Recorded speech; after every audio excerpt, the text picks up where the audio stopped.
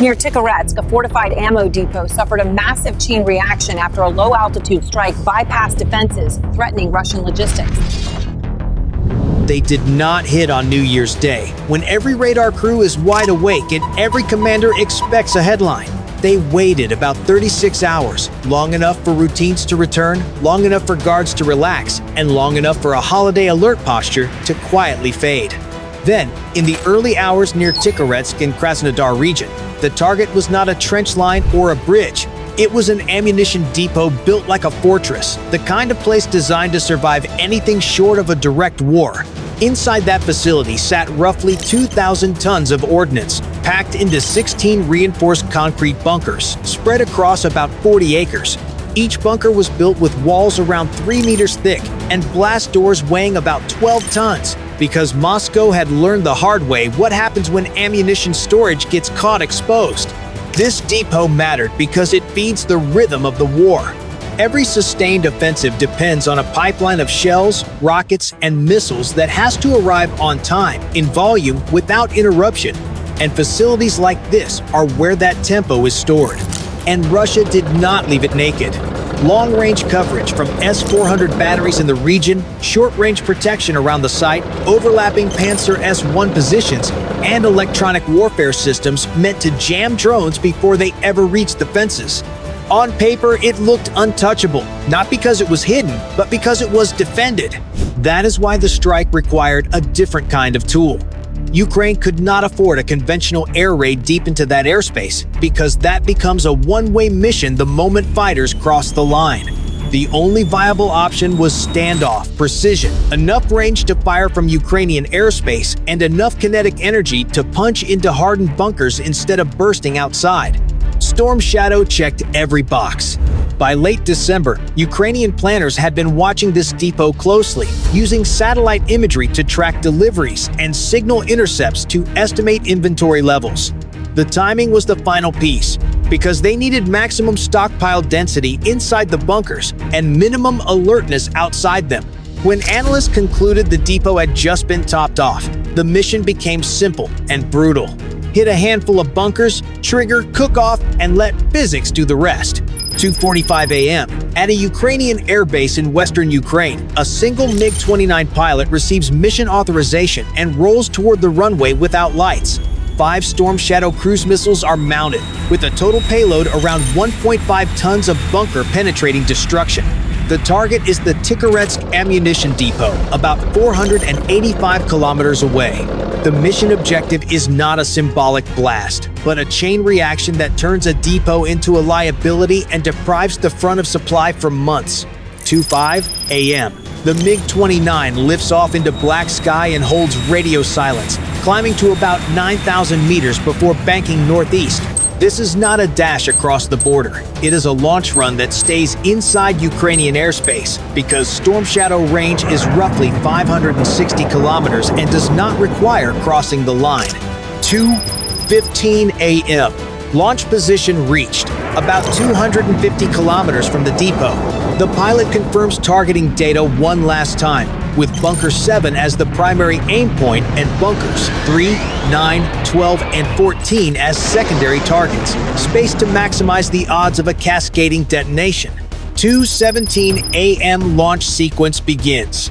Missile 1 drops clean, wings deploy, the engine lights, and it dives down to about 50 meters, accelerating to around 1,000 kilometers per hour as it disappears into terrain. 5 seconds later, Missile 2 is away. 5 seconds later, Missile 3. Within about 30 seconds, all 5 Storm Shadows are racing toward Tikoretsk at low altitude, slipping through valleys and folds in the land that make radar tracking unstable and late. The MiG-29 banks hard and vanishes back into Ukrainian airspace, leaving nothing behind but a timed problem Russia has to solve fast, because from this point forward, there is no negotiation with the flight path. Ast-19. Russian radar begins to pick up multiple low-altitude contacts, and Pantsir S-1 crews scramble to build a firing solution. But these are not high flyers. They are terrain-hugging cruise missiles designed to arrive with almost no warning, and the clock starts running the moment they appear on the screen. At this distance, every delay is measured in seconds. And somewhere ahead, a blast door built to weigh 12 tons is about to be tested by a weapon designed specifically for this kind of concrete. Quick question before we hit the impact moment. Do you think the first intercept lands in time, or does the first bunker get punched open? And if you want the step-by-step sensor timeline without missing a beat, subscribe so you do not lose the signal when the depot goes loud. 2:20 a.m. The first warning goes out across the local air defense net, and the message is short because there is no time for anything else.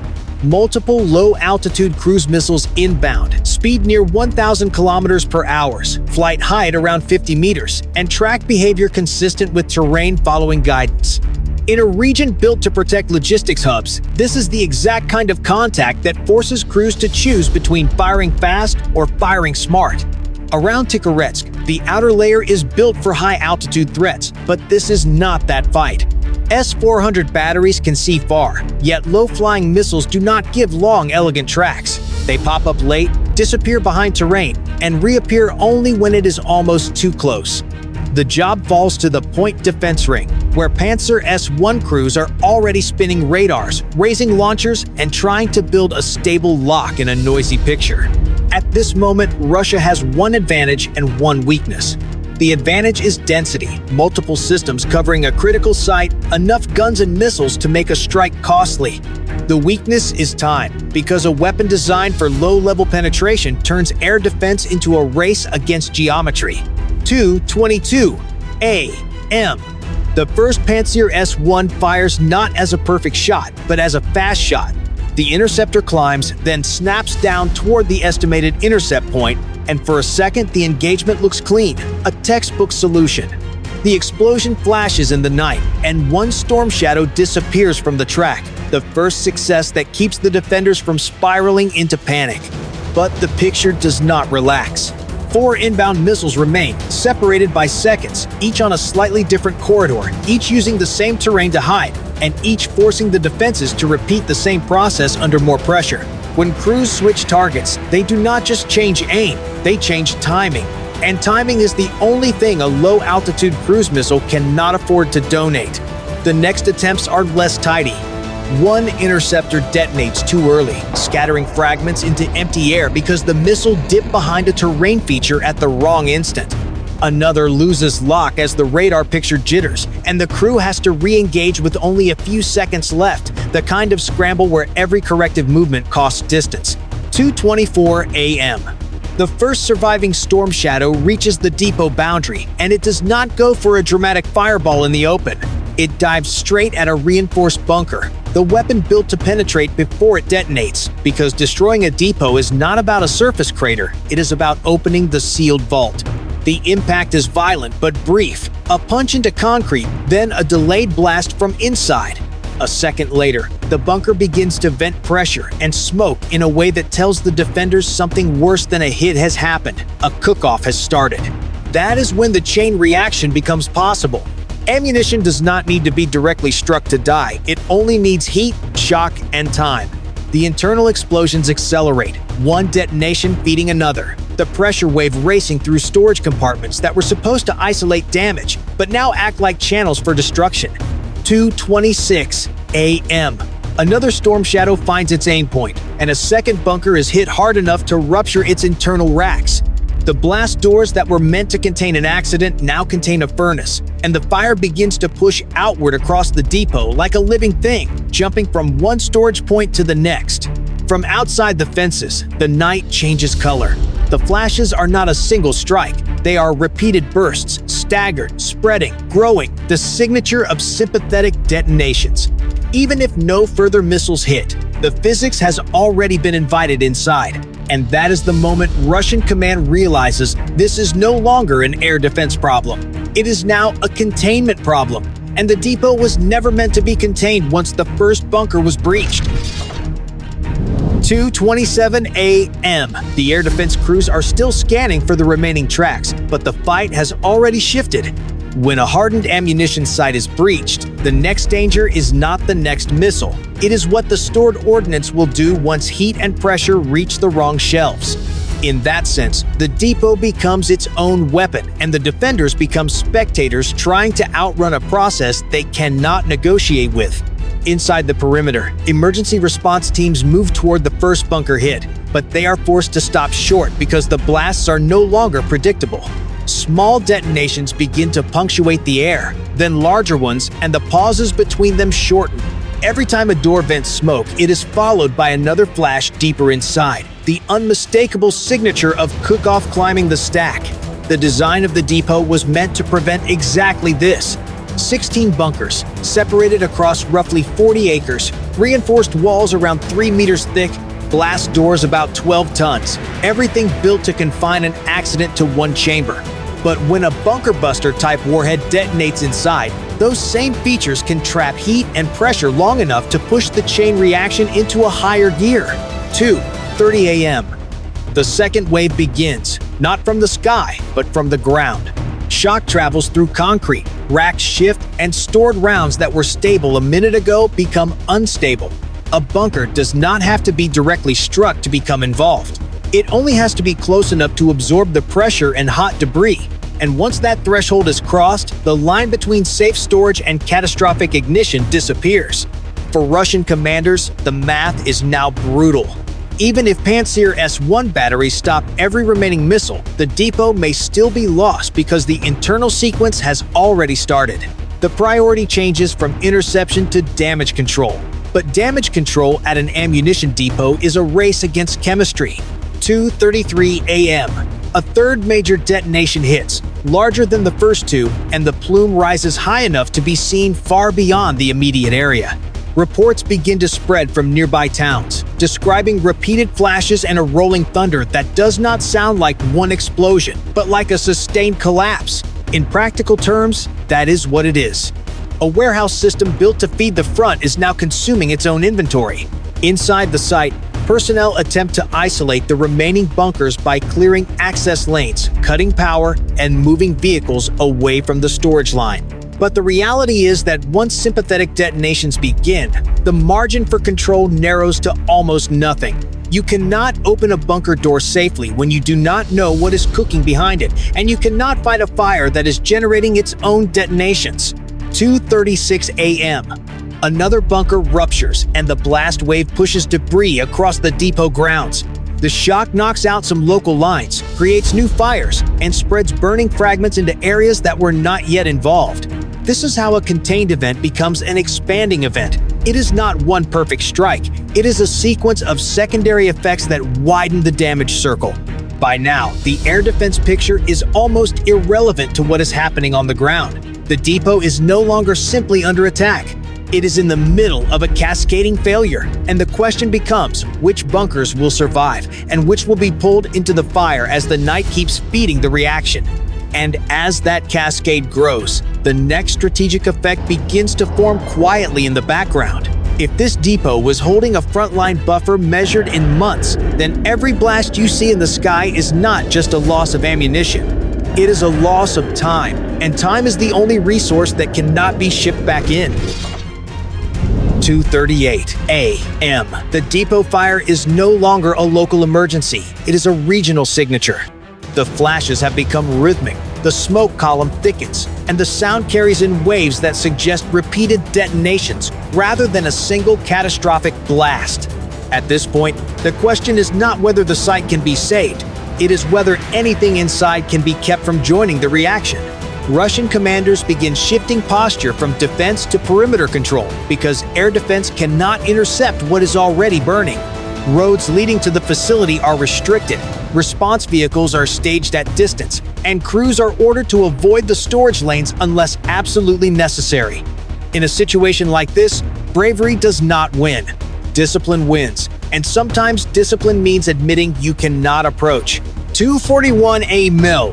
The blast pattern changes again, as if the depot has reached a new inventory layer. Larger detonations begin to roll through the site, and each one throws burning fragments across the grounds, creating new ignition points. This is the moment where a bunker layout designed to isolate damage fails in the only way that matters, because separation distances do not help if debris and heat are being sprayed across multiple sectors. From the air, the signature is unmistakable. The hottest zones expand, the burning footprints multiply, and the depot starts to look like a chain of linked fires rather than one damaged structure. That visual matters because it becomes proof, not speculation.